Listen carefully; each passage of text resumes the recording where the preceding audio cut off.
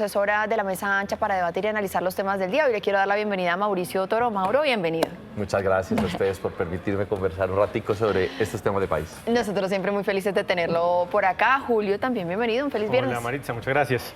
Miren, vamos a hablar de la reforma laboral que muy seguramente hoy, antes del mediodía, ya esté completamente aprobada, se apruebe la conciliación, pase a sanción presidencial. Pero como hemos hablado durante todos estos días del debate político, de los acuerdos a los que se ha llegado, de si es buena o si es mala, quiero ponerla hoy un poquito en perspectiva.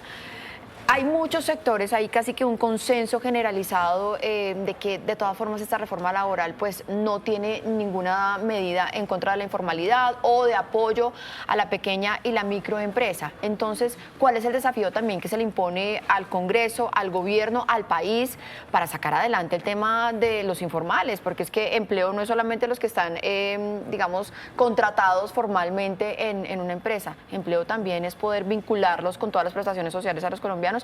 Y pues también el tema de las MIPYMES, Mauricio. Yo creo que este siempre es el desafío de toda reforma laboral y es que la parte más débil de la cadena, que son esos emprendedores, esas empresas pequeñas, puedan resistir esos cambios en las normas. Yo siento que también había una deuda con todos estos emprendedores que se tienen que dedicar a esto porque no encuentran un trabajo formal que les permita garantizar estabilidad en sus hogares. Y después de la última reforma del gobierno Uribe, donde se desprendieron muchos de esos derechos, empezamos a ver que eso no solamente no aumentó el empleo, sino que aumentó la informalidad. Entonces, una buena oportunidad para saber si esta reforma puede garantizar más estabilidad, pero sobre todo aquí el gobierno tiene que sopesar lo que implica esa formalización con créditos a baja tasa por medio de Bancoldes y de otras entidades que le permita a esos emprendedores poder soportar lo que les implica empezar a contratar de una manera más formal. Pero yo tengo la fe y la esperanza de que esto va a permitir que esas empresas puedan fortalecerse, porque en la medida en la que hay más empleados formalizados, hay mucho más compromiso empresarial y mucha más dinámica en la economía. Hay que estar muy pendientes de eso. A mí siempre me ha preocupado es eso, las pymes que reciben siempre el primer golpe en cada una de las reformas tributarias o laborales, porque nadie piensa en ellos y son el 93% del tejido empresarial del país. Claro, en todo caso, esto sí ayuda a formalizar, también es la pregunta, porque ayer incluso lo decía el presidente de FENALCO, que la carga laboral por empleado incrementa en un 30%.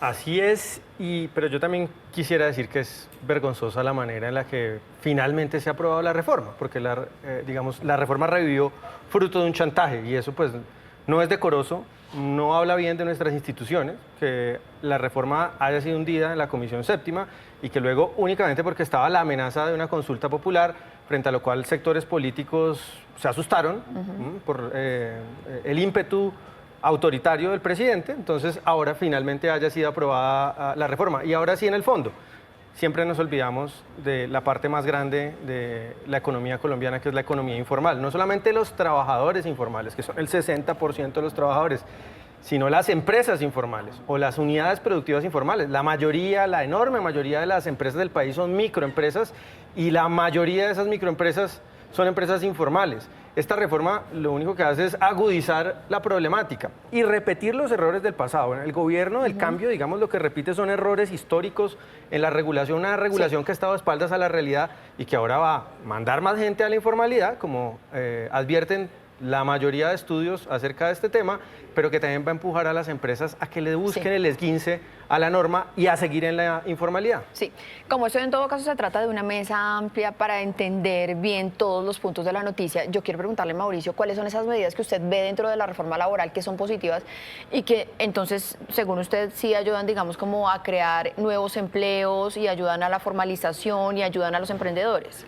No estoy seguro si eso vaya a pasar, digo que tengo la esperanza y la fe de que pueda ser así. A mí me preocupa dos cosas de la reforma y es, en primer lugar, que la vinculación de personas en estas micro y pequeñas empresas hasta 2 salarios mínimos debía dejar toda esa carga de lo que implica ese empleado para el empleador, por lo menos en cabeza del Estado, para que eso pueda hacerse. Fue uno de los debates que dio FEDesarrollo en su momento y es que hasta 2 salarios mínimos todos los parafiscales los puede asumir de alguna manera el Estado para garantizar así aumentar esa vinculación vinculación y promoverla. Eso no quedó allí. Entonces, seguramente ese vacío pues no pueda generar ese efecto positivo, pero yo siempre tengo la fe de que el sistema se pueda acomodar. Y por eso, insisto, es tan importante que los estados garanticen créditos a baja tasa que promuevan esa inserción laboral y ayuden a estos emprendedores pequeños a vincular empleados, pero los empleados también necesitan garantías y en Colombia necesitamos tener formalidad para que la gente tenga más estabilidad laboral y de esa manera más inversión de su gasto en la economía. Entonces, tengo la esperanza, pero tengo mis sendas dudas de que esto vaya a disparar por lo menos lo que implica la vinculación formal.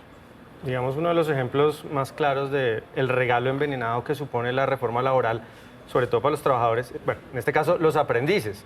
El contrato de aprendizaje había sido un éxito importante, se había incrementado desde principios de este siglo el número de aprendices en las empresas, gente que llegaba no solamente a que le pagaran un auxilio por estudiar y trabajar, porque el contrato de aprendizaje comprendía una etapa lectiva y una etapa práctica, y durante todo ese tiempo una empresa patrocinaba a una persona en lo que no es un contrato laboral, es un contrato de aprendizaje de naturaleza distinta. Esta ley dice, ahora son trabajadores, y a las empresas eso las va a poner a dudar mucho, porque imagínense una empresa que tenga sindicatos, una empresa que tenga convenciones colectivas y que una persona que entre por contrato de aprendizaje posiblemente va a encontrar maneras de sindicalizarse o de, que no, en principio no debería ser un trabajador, o de acogerse a la convención colectiva y luego la rigidez para traer otro aprendiz a ocupar ese lugar, que esta persona salga y entre otro aprendiz, pues va a ser muy difícil. Esto va a poner a pensar a las empresas si lo que conviene es tener aprendices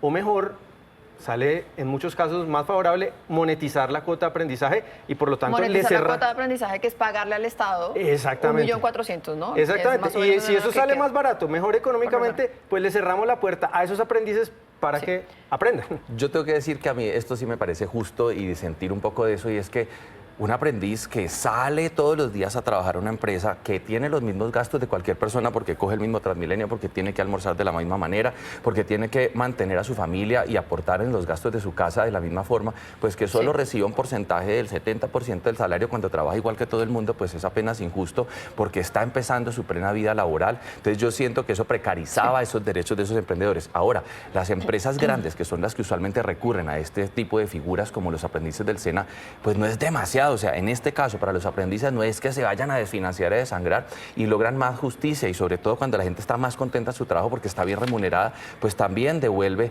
eso en calidad y en productividad. Así que creo que esto fue un avance justo. Bueno, ahí está el debate de la reforma laboral, las nuevas garantías laborales que hay en nuestro país y los desafíos también que hay alrededor de la informalidad. Pero miren, vamos a pasar a otro tema que también ha generado muchísima discusión y polémica en los últimos días, y son esas declaraciones del presidente Gustavo Petro, en donde estaba diciendo que los sindicatos de la diplomacia son blancos y estaba reprochando un poco que no pudiera nombrar a quien él quisiera como embajadores o cónsules. Pues en las últimas horas hubo una carta de varios ex cancilleres de la República, entre ellos la ex vicepresidenta también Marta Lucía Ramírez, Ángela María Holguín, Guillermo Fernández de Soto, que expresaron su preocupación al presidente por lo que calificaron como un debilitamiento del servicio exterior en el ministerio. Rechazaron el nombramiento de embajadores que no cumplen requisitos de ley, que no tienen la formación necesaria ni la experiencia idónea, y además dicen que esto socava todo el servicio exterior. Vamos a hablar de ese tema, ese es el otro tema del que nos vamos a ocupar aquí en la mesa ancha. Julio. Pues esto hace parte como ese desprecio, al menos retórico, por el mérito dentro del gobierno de Gustavo Petro.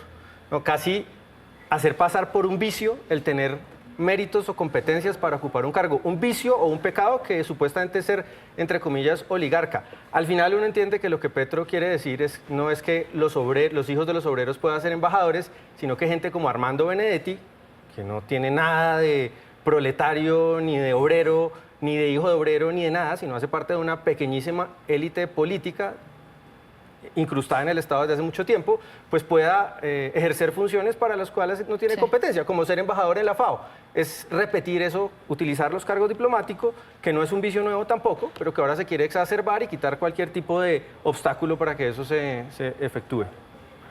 Yo tengo que decir una cosa y es, esto no ha pasado solo en este gobierno, sino en todos los gobiernos donde utilizan los cargos consulares y diplomáticos para pagar favores políticos. De hecho, en el gobierno de Iván Duque se firma un decreto ley para pasar del 20%, que es lo que exige la norma, de personas de carrera diplomática o consular en esos cargos, al 30% en su momento y que fuera gradual aumentando, cosa que parece no haber pasado. Y ahora que este gobierno quiere echar para atrás una promesa que hizo de mejorar las condiciones de ese personal para que el 80%, habían dicho en algún momento, incluso el 70%, en lo que yo estoy de acuerdo, sean personas de carrera, pues echar para atrás y retroceder lo que medio se había avanzado un poquito, pues es lamentable. Ahora hay que decir, los países desarrollados premian esa carrera.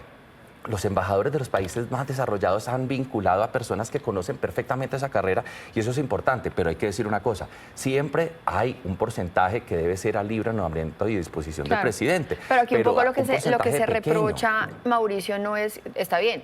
Es cierto, los presidentes nombran como embajadores muchas veces a quienes quieran, pero es que aquí el presidente está pidiendo cambiar un manual de funciones, ¿no? Eso es primero grave. Primero porque eso se tiene que hacer por un proyecto de ley, porque eso está regulado en una ley. En segundo lugar, porque eso debe ser conversado también con los sindicatos de la Cancillería. En tercer lugar, porque eso viola normas internacionales. Es decir, uno tiene que tener el mismo estándar internacional para que un embajador o un cónsul sea aceptado en otro gobierno. Entonces, el hacerlo así por un decreto en contra de lo que dice la norma es muy grave. Pero además, aquí tenemos es que aumentar las condiciones para que el servicio consular y diplomático nos represente de la mejor manera y que no sea pago de favores. Entonces, eso es lo que nos preocupa. E insisto, está bien que un porcentaje sea a libre disposición del presidente para que así pueda manejar de mejor manera la política internacional, pero tratar de quitar condiciones cuando necesitamos elevarlas es apenas lamentable. Julio, para cerrar el tema.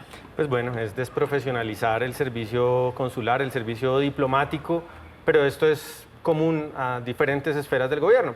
Lo comentamos ahora, pues el tema de la reforma laboral no se atendió para nada a los aspectos técnicos y en otros campos y en otras instituciones se siguen nombrando personas que claramente no tienen ninguna competencia. Bueno, el ejemplo más patético, más enorme, pues el reciente nombramiento de Alfredo Sade, pues es el símbolo de un gobierno que desprecia el conocimiento.